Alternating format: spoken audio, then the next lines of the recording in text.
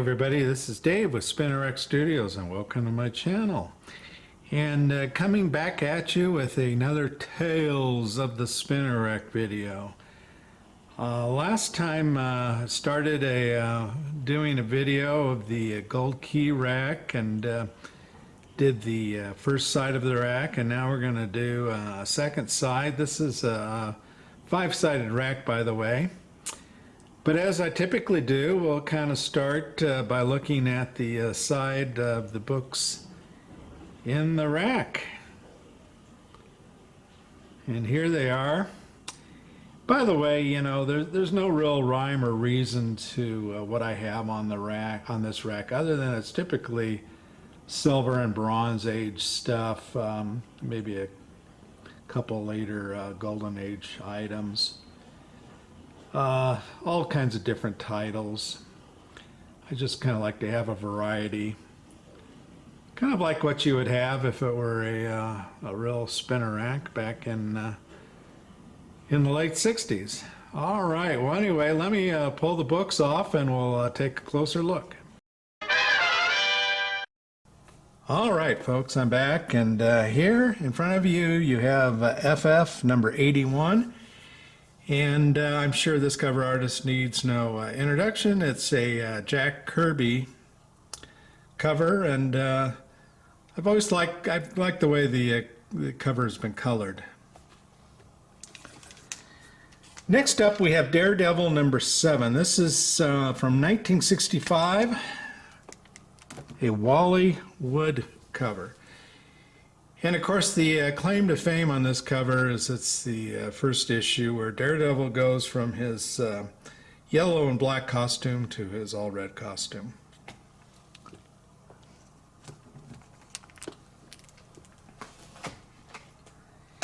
Next up is this is a giant size 57. It's a copy of Action Comics number 373, and a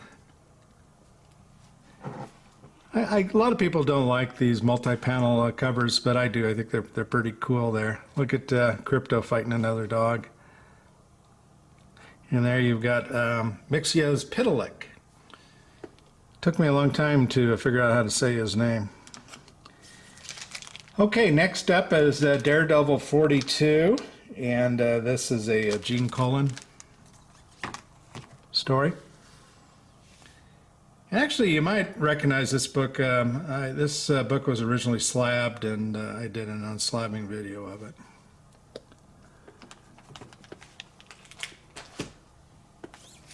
Okay, next up we have Avengers 75. This is from 1970, and Big John Buscema cover.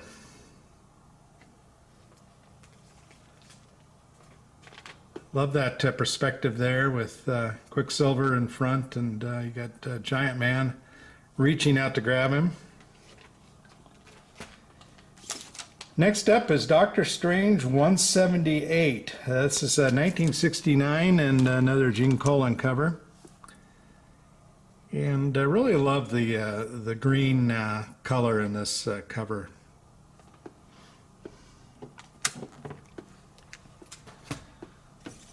Okay, here we have Reno Jones and Kid Cassidy Gunhawks number 1. This is from 72. And it's a Sid Shores cover. Next up is X-Men 32 from 1967, and this is a Werner Roth cover.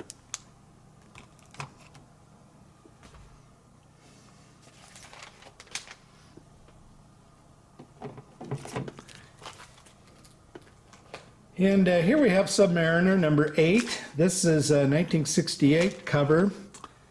Once again, Big John Buscema. And this is a pretty popular cover. Hard to get in good grade with all that black. This is Captain America 138, John Romita cover. It's got Spider-Man in it, which of course is Spider-Man is my guy. Okay, moving on to another early Daredevil. This is number 9, 1965. This is a Wally Wood cover.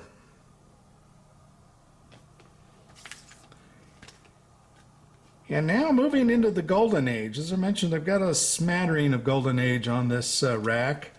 This is Wing Comics 102, 1949. The artist is Bob Lubbers, or Lubers, not sure how to pronounce it.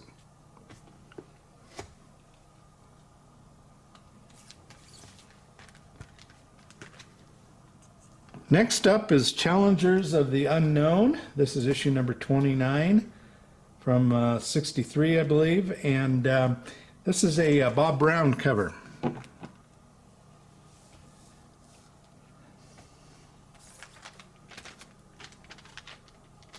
Next up we have Turok, Son of Stone. This is from 1968, issue 61. Not sure who the painter on this is. Couldn't find any information online about crediting who the painter is. But yet another beautiful painted cover. Okay, next we have Submariner number 14, 1969. Now when you look at it, you might think that it's a cover by Gene Colan, but actually it is not. It is Marie Severin. What a fabulous cover. Marie, of course, is a Marvel artist that I think is gaining more and more coverage regarding her pencil skills. Moving over to DC, this is Black Hawk 170. It's from 1962 and Dick Dillon cover. Great cover. I mean, you got a mermaid, you got a blowfish looking creature there, and then you got a guy in kind of a 1950s sci-fi, a little submarine boat of some type there. Okay, Superman's pal, Jimmy Olsen. This is issue 107, 1967. And of course, big surprise, you can just probably tell by looking at Superman, his face, his body physique. This is a Curt Swan cover.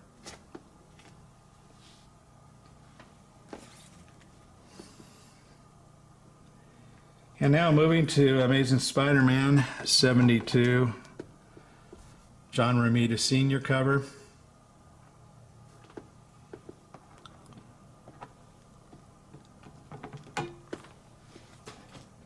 And moving back to Black Hawk, this is issue number 64 from 1953. The cover artist is Reed Crandall. You've heard me say I really enjoy these Black Hawk covers, and they're kind of their science fiction look to a lot of their ships and action, and this is no exception. And now we're moving to Strange Tales 153. This is from 1967. And yet again, another very recognizable artist in Jim Steranko. And look at those colors.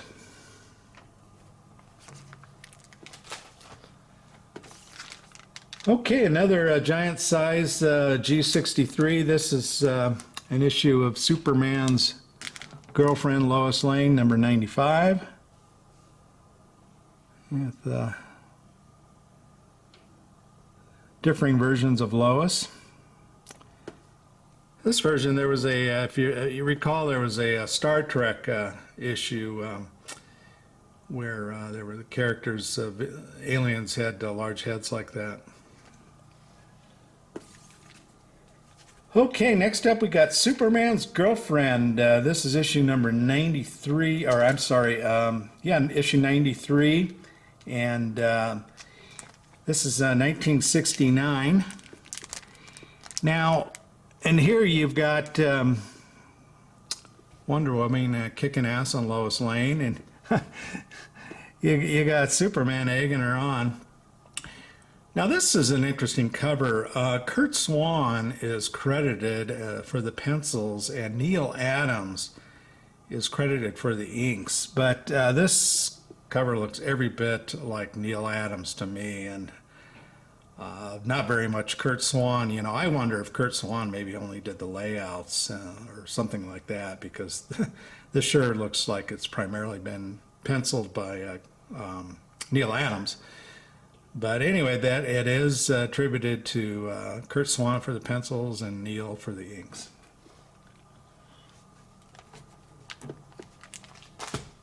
All right, Daredevil number 41. This is from 1968.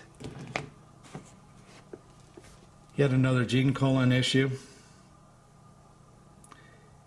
I really liked Gene's work on these Daredevil covers and interior work. Okay, and of course this is Captain America 100, when he came out of Tales of Suspense and gained his own book back, and of course this is Jack Kirby. And finally, we'll finish off this round with Strange Tales 161 from 67. And yet another Steranko cover. Beautiful work. Alrighty, folks, that does it for this side of the rack, and hope you're all having a good day, and we'll talk to you later. Take care.